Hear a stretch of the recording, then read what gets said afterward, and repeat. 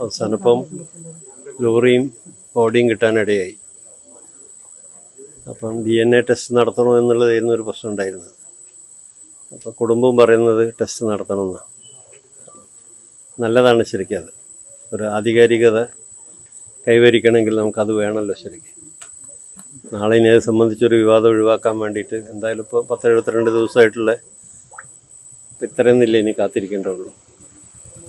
അതിലിപ്പം മുഖ്യമന്ത്രി വിളിച്ചിട്ട് ശശീന്ദ്രൻ മിനിസ്റ്ററോട് പറഞ്ഞിട്ടുണ്ട്, എന്താണെന്ന് വെച്ചാൽ ഗവൺമെൻറ് എല്ലാ ഇതും വഹിക്കും, ബോഡി കൊണ്ടുവരാനും ബാക്കി എന്തൊക്കെ പ്രശ്നങ്ങളുണ്ടെങ്കിൽ അത് മുഴുവൻ ഗവൺമെൻറ് വഹിക്കുമെന്ന് മുഖ്യമന്ത്രി ശശീന്ദ്രൻ മിനിസ്റ്റർ വിളിച്ച് പറഞ്ഞു.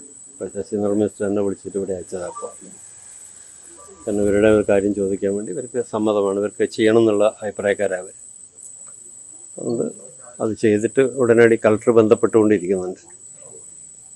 ഞങ്ങളൊക്കെ വിളിക്കും.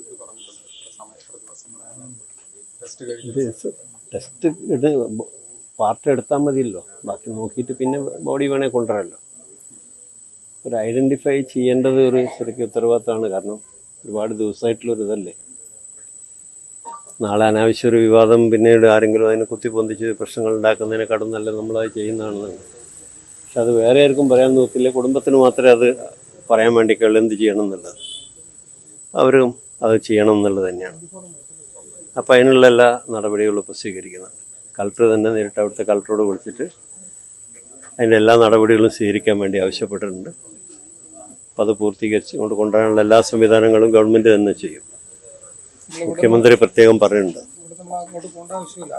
ഇല്ലില്ല, പോണ്ട, അവിടെ അവരുണ്ടല്ലോ, അതിൽ പോയിട്ട് വേറെ ഒന്നും ചെയ്യാനില്ല.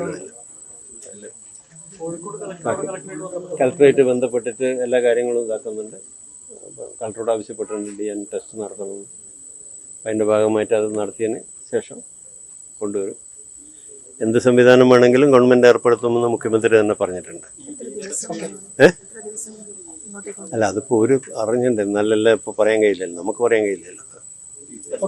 എന്തായാലും കഴിയാവുന്നത്ര വേഗം എന്തൊക്കെ ചെയ്യാൻ പറ്റുമെന്ന് വെച്ചാൽ എത്രയും പെട്ടെന്ന്. കാരണം ഒരു കുടുംബത്തിൻ്റെ അവസ്ഥ, ഒരു മരണം നടന്ന വീടിനെ സംബന്ധിച്ചിടത്തോളം നമുക്കൊക്കെ അറിയാമല്ലോ. അതുമല്ല അവർ ഒരു 2.5 മാസമായിട്ട് ഇതുമായിട്ട് നടക്കല്ലേ. അപ്പോൾ അവരെ പരമാവധി എത്രയും പെട്ടെന്ന് എത്തിക്കാനുള്ള ഗവൺമെൻറ് തലത്തിൽ തന്നെ ഇടപെടുന്നുണ്ട്. കളക്ടർ അതിന് പ്രത്യേകം മുഖ്യമന്ത്രി തന്നെ ചുമതലപ്പെടുത്തിയിട്ടുണ്ട്.